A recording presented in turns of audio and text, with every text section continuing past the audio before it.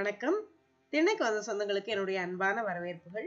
இன்னைக்கு திண்ணையில நாம மரவள்ளி கிழங்க வச்சு ஒரு சிம்பிளான ரெசிபி எப்படி பண்றதுன்னு பார்க்க போறோம். இது பிகினர்ஸ்க்கான ஒரு ரெசிபி. ரொம்பவே அது அற்புதமா இருக்கும். அந்த செய்முறையை இன்னைக்கு இந்த வீடியோல நம்ம பார்க்க போறோம்.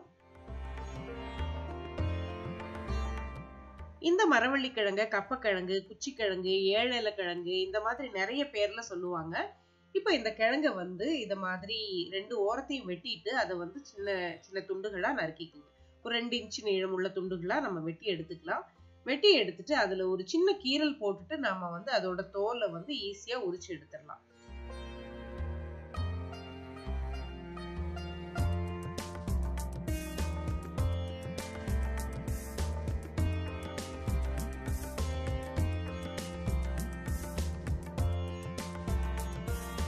இப்போ இந்த மாதிரி நல்லா தோல் எடுத்த பிறகு அதை நல்லா கழுவிட்டு அதுல உப்பு மஞ்சள் தூளும் சேர்த்து நம்ம ஒரு 2 விசில் வச்சு குக் பண்ணிக்க போறோம். பிரஷர் குக்கர்ல 1/2 கப் அளவுக்கு இதுல தண்ணீர் சேர்த்துக்க போறோம். இப்ப நம்ம வேக வச்ச மரவள்ளி கிழங்கு தயாரா இருக்கு.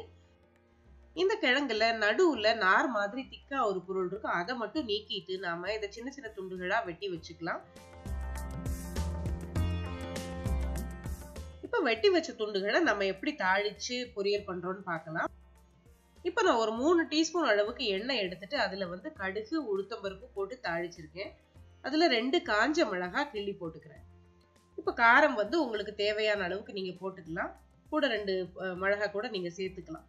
அதுல கொஞ்சமா பெருங்காயம் சேர்த்துக்குங்க. அடுத்ததா இதுல ஒரு 4 பல் பூண்டை நல்லா கிரஷ் பண்ணி அதுல சேர்த்துக்குங்க.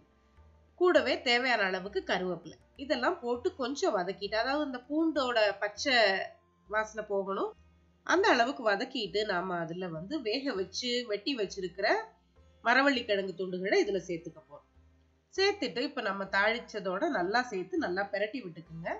பிரட்டி விட்டுட்டு அதுல தேங்காய் துருவல், நான் இப்போ ஒரு 3 டேபிள் ஸ்பூன் அளவுக்கு தேங்காய் துருவல் சேர்த்திருக்கேன். இந்த தேங்காய் துருவலையும் சேர்த்து நல்லா கலந்து விட்டுட்டு இந்த இப்போ நீங்க உப்பு சரியா இருக்கான்னு மட்டும் கொஞ்சம் செக் பண்ணிக்கலாம். ஏன்னா நம்ம வேக வைக்கும் போது உப்பு கரெக்டா போட்டிருக்கோம். ரொம்பவே சத்தான அதே சமயம் ரொம்ப டேஸ்டா இருக்கும். இது ட்ரை பண்ணி பாருங்க, உங்க எல்லாருக்கும் பிடிக்கும். இந்த செய்முறை உங்களுக்கு பிடிச்சிருந்தா சேனலுக்கு புதுசா வந்திருந்தீங்கன்னா மறக்காம சேனலை சப்ஸ்கிரைப் பண்ணிக்கோங்க. இன்னொரு நல்ல ரெசிபியோட அடுத்த ஒரு பதிவுல சந்திக்கலாம். நன்றி.